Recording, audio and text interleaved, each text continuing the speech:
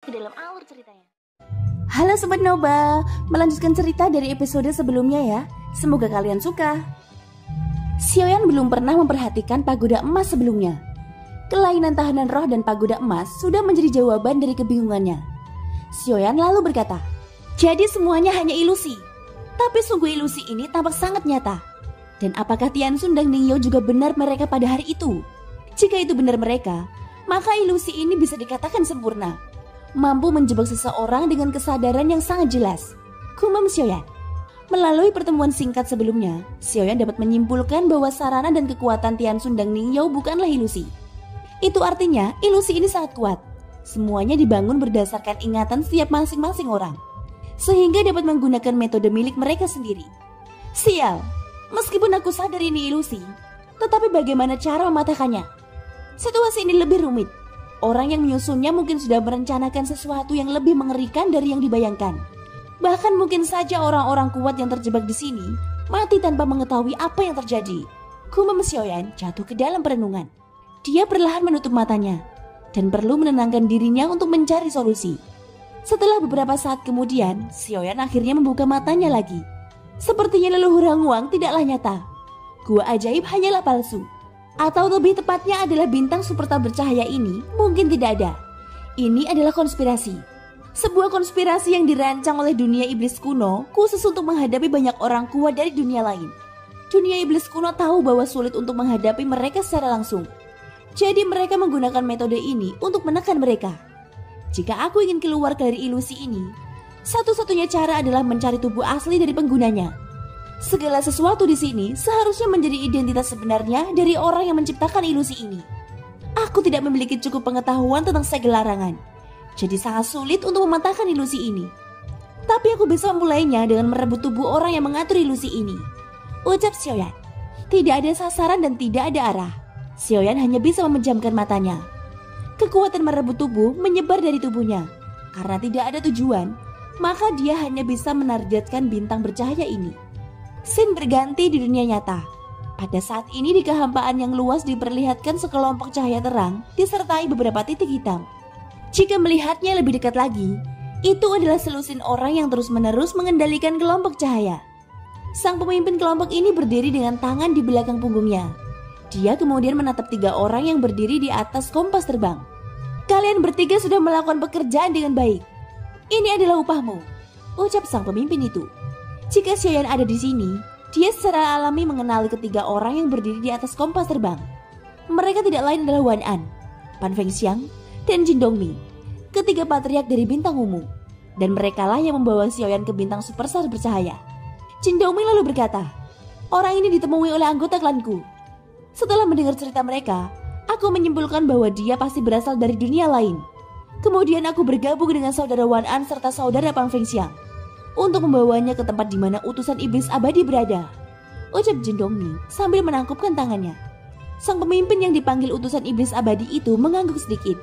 Dia melemparkan 3 kelompok cahaya dan memberikannya kepada 3 patriark bintang ungu. Jika memperhatikan baik-baik, 3 kelompok cahaya ini adalah 3 pil obat yang misterius. Ketika mereka bertiga melihat ramuan itu, mata mereka langsung bersinar terang. Terima kasih banyak. Terima kasih banyak atas kemurahan hati Tuan Utusan Iblis Abadi, ucap mereka bertiga serempak. Utusan Iblis Abadi mengangguk. Itu pertanda mereka bertiga boleh pergi, dan ketiganya tidak mengucapkan kata-kata lagi. Setelah menerima pil hadiah ini, mereka menggunakan kompas terbang untuk pergi jauh. Setelah ketiganya pergi, lebih dari selusin sosok terletak di depan kelompok cahaya. Mereka memegang rantai ringan dan menyeret kelompok cahaya menuju kehampaan. Adapun kelompok cahaya ini, itu persis seperti penjara. Ada ribuan tokoh di dalamnya. Mereka semua menutup mata rapat-rapat dengan keadaan tak sadarkan diri, dan tidak ada yang menunjukkan tanda-tanda bangun. Makhluk kecil, jangan pura-pura tidur di hadapanku. Jika kamu tidak bangun, aku akan menghajarmu sampai mati, ucap utusan iblis abadi itu. Dia seorang pria parubaya, dan ada makhluk biru kecil yang tergantung di depannya. Sosok biru kecil ini tidak lain adalah tahanan roh. Ia menutup matanya rapat-rapat.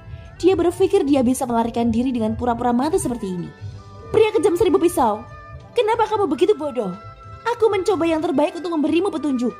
Jika kamu masih tidak bangun, aku akan dihina olehnya, ucap dalam hati tahanan roh berteriak histeris. Ia akhirnya menyadari betapa baiknya Xiaoyan jika dibandingkan utusan iblis abadi ini. Pada saat ini suara tajam dari sebuah tamparan terdengar di kepala tahanan roh. Sial, sial, sial. Tangan kotor ini bahkan berani memukulku. Pria kejam 1000 pisau.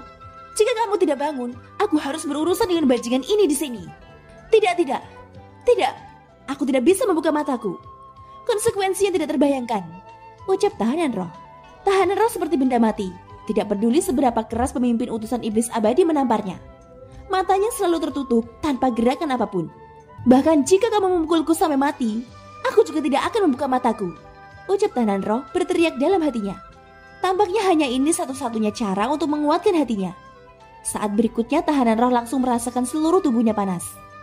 Meskipun dia tidak membuka matanya, tapi hal itu masih bisa dirasakan bahwa ada nyala api yang membakarnya sekarang. Manusia sialan, kau tidak layak melakukan ini padaku. Dia benar-benar menggunakan api untuk memurnikanku. Mengapa kamu masih ingin memurnikan master ini menjadi obat mujarab? Pria kejam 1000 pisau. Jika saja kamu tahu bagaimana dia menyiksaku, dan rasanya saat ini panas sekali. Betapa bodohnya kamu. Kamu harus tahu bahwa itu hanyalah ilusi. Aku benar-benar akan disiksa tanpa akhir jika kamu tidak bangun, ucap tahanan roh. Dia hendak menangis tetapi tidak mengeluarkan air mata. Tidak ada yang bisa dilakukan. Utusan iblis abadi terus menyiksanya. Sosok itu duduk bersila di kompas terbang. Di depan selusin sosok yang menarik rantai ringan. Rantai ringan menghubungkan kelompok cahaya dan terus bergerak menuju kehampaan. Pada saat ini melihat pembakaran tidak ada gunanya. Utusan iblis abadi itu bahkan mengeluarkan pisau tajamnya. Kemudian memotong tahanan roh yang lembut dan sangat elastis. Bahkan bilahnya yang tajam tidak dapat menimbulkan kerusakan apapun. Makhluk macam apa sebenarnya benda ini? Aku sudah mencoba setiap metode, tetapi dia masih tidak mau membuka matanya. Dia bahkan tidak dapat dimurnikan dengan api atau air. Aku melihat dengan jelas sebelumnya ketika dia membuka mata. Aku tahu dia adalah makhluk hidup. Sekarang kamu berpura-pura mati untukku kan? Karena kamu tidak mau membuka matamu, aku masih punya banyak cara untuk berurusan denganmu, ucap utusan iblis abadi menunjukkan ekspresi garang di wajahnya. Dia memikirkan lebih banyak cara untuk menyiksa tahanan roh.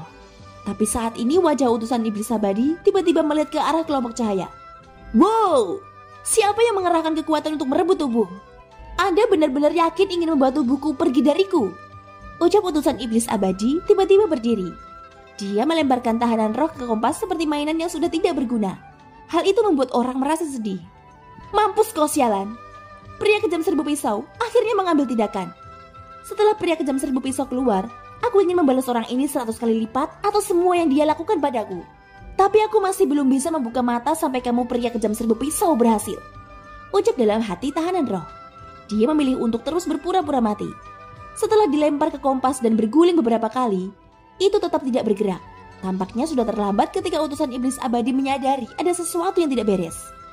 Dia segera duduk. Ekspresi ganas di wajahnya, tampaknya ada 2 jiwa di dalam tubuhnya. Itu berjuang seperti orang gila. Sesaat kemudian utusan iblis abadi tiba-tiba membuka matanya. Dan Xiaoyanlah yang merasuki tubuhnya walaupun hanya sesaat. Matanya penuh keraguan ketika melihat pemandangan di depannya.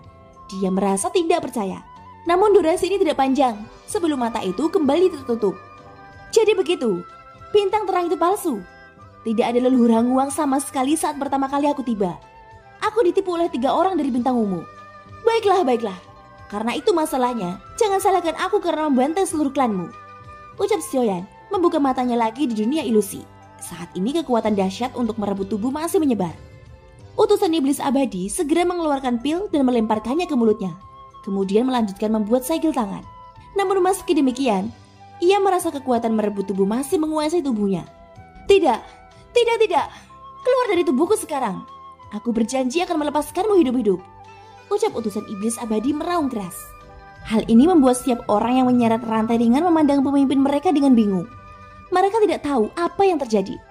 Thank you guys sudah mendengarkan ceritaku sampai akhir. Ikutin terus kelanjutannya ya. Sampai jumpa dan bye-bye.